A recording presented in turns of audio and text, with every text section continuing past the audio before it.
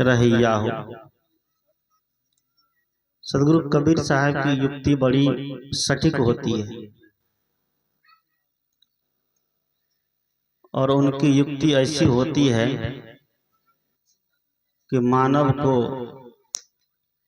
बेबस होना पड़ता है उनकी बात को सुनने के लिए। यह जीवन की सच्चाई है। कोई कितना भी प्रयास कर ले, कोई कितना भी जुगाड़ कर ले, कोई कितनी भी व्यवस्था कर ले, लेकिन मौत के सामने किसी की व्यवस्था काम नहीं देती है। मौत के सामने सबकी व्यवस्था धरी की धरी रह जाती है। दुनिया की यही सच्चाई है। इस सच्चाई को कोई झुठला नहीं सकते हैं। जन्म को हम लोग रोक सकते हैं,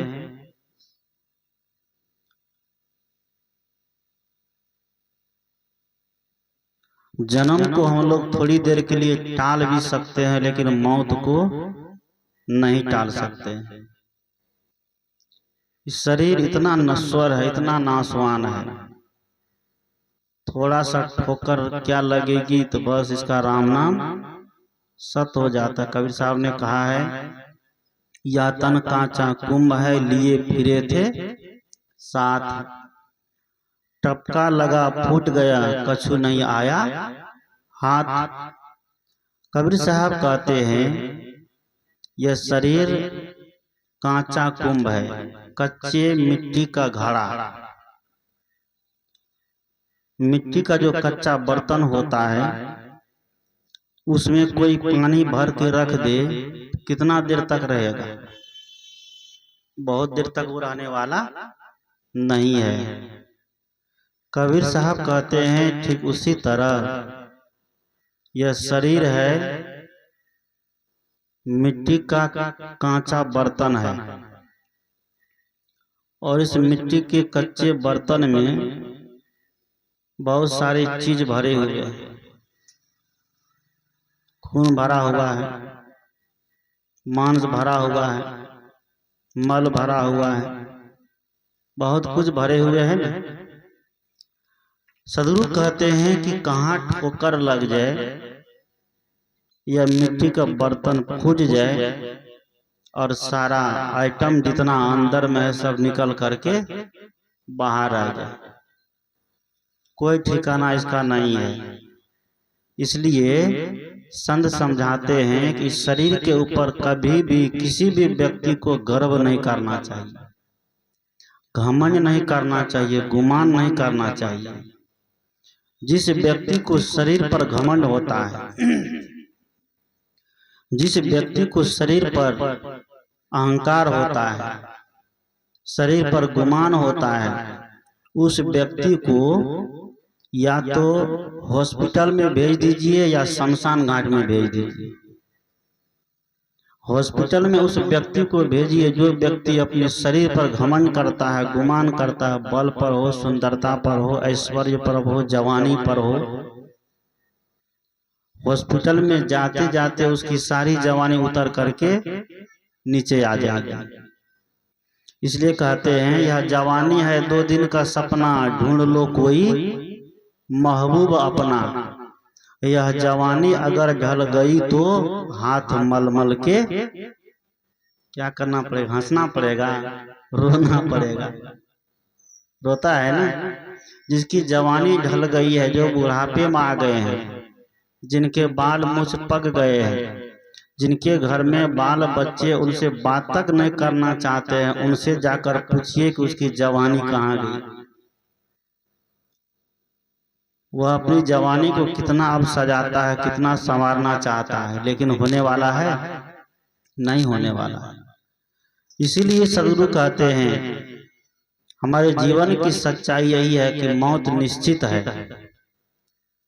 मौत से कोई व्यक्ति बच नहीं सकता है। बड़े बड़े नामी ग्रामी का नाम गिनाए हैं कबीर साहब कि चली गई कुंभकर्ण और रावण कुंभकर्ण चला गया, कहते हैं 6 महीना सोता था, 6 महीना तक जागता था। कितना खाता होगा 6 महीना तक, आप समझिए। जिस व्यक्ति की इतनी बड़ी नींद थी, कुंभकर्ण उसका नाम पड़ा। कोई व्यक्ति ज्यादा सोता है तो उसको व्यंग में कहा जाता है कुंभकर्ण कहीं का। वह 6 महीना तक सोता ही था, 6 महीना तक जागता ही था। जब नींद पड़ जाए तो 6 महीने से इधर उसकी गुंजाइश नहीं थी। यह एक अतिशयोक्ति कथन है। 6 महीने तक कोई व्यक्ति सोया नहीं रह सकता है। बहुत से बहुत सोने वाला होगा तो 8 से 10 घंटे तक वो सो सकता है। अगर 6 महीना तक सोया हुआ रह जाए तो उसको बलवान कहा जाएगा, क्या कहेगा, बीमार कहा जाएगा, रोगी कहा जाएगा। रोगी नहीं सोता है। जो 6 महीना तक बिस्तर पर पड़े रहे वह बीमार नहीं, वह मनुष्य नहीं, वह रोगी कहलाएगा, वह स्वस्थ नहीं कहला सकता है। कबीर साहब ऐसे व्यक्ति का भी नाम गिनाते हैं जो बड़े बलवान है, बड़े सूरवीर है, बड़े पहलवान है। उनका भी एक दिन बल क्या हो जाएगा, कम हो जाएगा। इसलिए सदगुरु कहते हैं कि सब दिन होतन एक समाना। एक समान किसी के जीवन में कभी नहीं हुआ है, नहीं होगा। न किसी संत के जीवन में हुआ है, न किसी फकीर के जीवन में हुआ है, न कभी हिंदू के जीवन में हुआ, न कभी मुसलमान के जीवन में हुआ है। क्या हुआ है? कभी एक समान यह दुनिया नहीं है। आपके घर में ही 5 परिवार है, 5 एक समान नहीं है। तो दुनिया तो बहुत बड़ी है, संसार तो बहुत बड़ा है, कभी होगा नहीं होगा। देवी देवता भी बहुत है, लेकिन सब देवी देवता एक समान नहीं है। सबके अपने अपने नियम कानून कायदे हैं। इसलिए कबीर साहब कहते हैं कि बल पर, सुंदरता पर, पद पर, धन पर, संपत्ति पर, जमीन और जायदाद पर कभी गुमान मत करो, कभी घमंड मत करो। क्यों कि यह कुछ ही समय के लिए है। बहुत बड़ा गुमान किया था, बहुत बड़ा घमंड किया था। कौन? विश्व विजेता सिकंदर, कि हम पूरी दुनिया को जीत लेंगे। पूरी दुनिया को जीतने के लिए निकला और अपने को विश्व विजेता कहता था कि मैं पूरी दुनिया को जीत लूंगा। पूरी दुनिया को जीतते जीतते भारत की धरती पर आया। पूरी दुनिया को तो जीत लिया, लेकिन भारत की धरती पर आकर के एक लंगोटीधारी फकीर से हार गया। बादशाह की बात तो छोड़िए, जमींदार की बात तो छोड़िए, टाटा बिरला की बात तो छोड़िए, बड़े सुंदर महल अटारी वाले की बात तो सुनिए। एक फकीर से, एक फक्कड़ से, जिनके ना आगे नाथ ना पीछे पगा, ऐसे महात्मा से विश्व विजेता सिकंदर बादशाह क्या हो गया? धराशायी हो गया, हार गया, पराजित हो गया। जितने नाम की कोई चीज दुनिया में है नहीं। कबीर साहब का अगर जीतना ही हो तो मौत को जीतो, मृत्यु को जीतो। मौत को जीतने का, मृत्यु को जीतने का तरीका क्या है? वह तरीका है कि जीते जी अच्छा कर्म करिए। समाज में रह के, परिवार में रह के, देश में रह के, राष्ट्र में रह करके जीते जी अपने कर्मों को सुंदर बना लीजिए, आप मौत को जीत लेंगे। जीते जी आप अपने कर्मों को सुधार लीजिए, आप मौत को जीत लिए। मौत आपके सामने हार गया। हम लोग जीते जी खुद ही हार जाते हैं तो मौत को कहाँ जीत पाएंगे? जब मौत आती है डरने लग जाते हैं। मौत का नाम सुनते ही हाथ पैर कांपने लग जाता है, कांपता है ना। अगर मौत का नाम सुन लेंगे तो बस घबराहट चालू हो जाती है, बीपी बढ़ जाता है, शुगर बढ़ जाता है। मौत का नाम सुनते ही मौत से व्यक्ति घबराता है। कबीर साहब ने कहा, जेही मरने से जग डरे मेरो मन, आनंद कब मरियो कब पाइयो पूरन परमानंद। सदगुरु कहते हैं कि दुनिया के लोग मरने से डरते हैं, लेकिन मैं मरने से नहीं डरता हूँ। आप लोग सोचते होंगे इसका मतलब क्या, मर जाएंगे? मरने का तरीका है, मरने का भी सिस्टम है।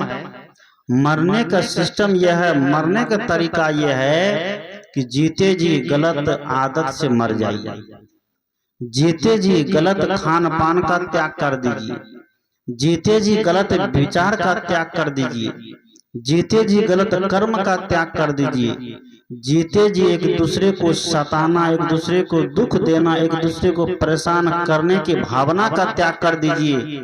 बस आप जीते जी क्या मौत को जीत लिए कि नहीं?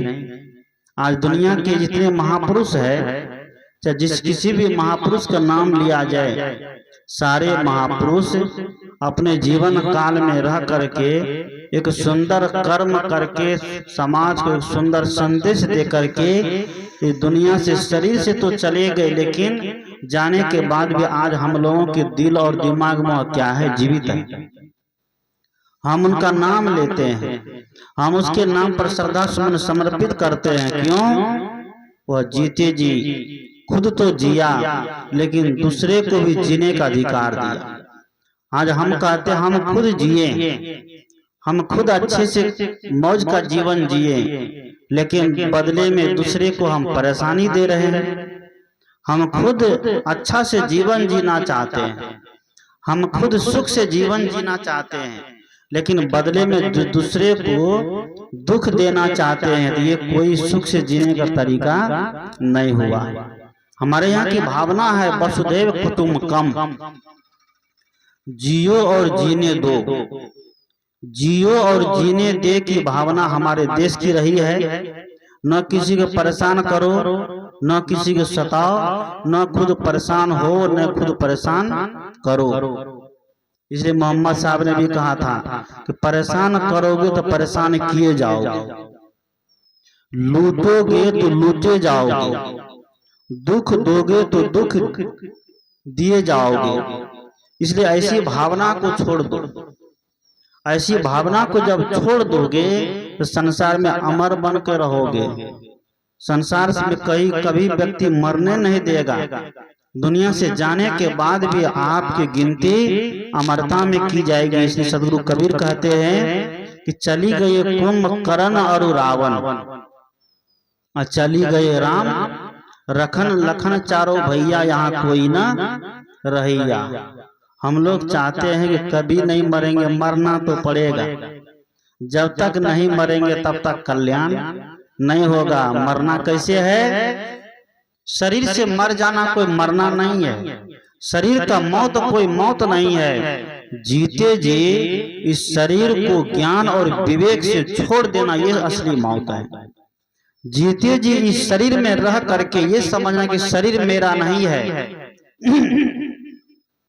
जैसे हमारे अंतलाल बाबा लंबे समय तक इस शरीर में रह करके सत्संग भजन के माध्यम से, ज्ञान के माध्यम से, आचरण के माध्यम से, रहने के माध्यम से लोगों को जगाते रहे। आज उसका जगाया हुआ अलग कभी बुझने वाला है क्या? नहीं बुझने वाला है। जाने के बाद भी आज वो अमरता को हासिल कर लिए हैं। भले उनको बहुत लोग नहीं जाने, इसकी बहुत बड़ी बात नहीं है। दुनिया हमें जानती है कि नहीं जानती है, इसका बहुत बड़ा मायने नहीं रहता है। ऐसे ऐसे दुनिया में संत हुए हैं जिनको कोई नहीं जाना, लेकिन वो महान संत कहलाए।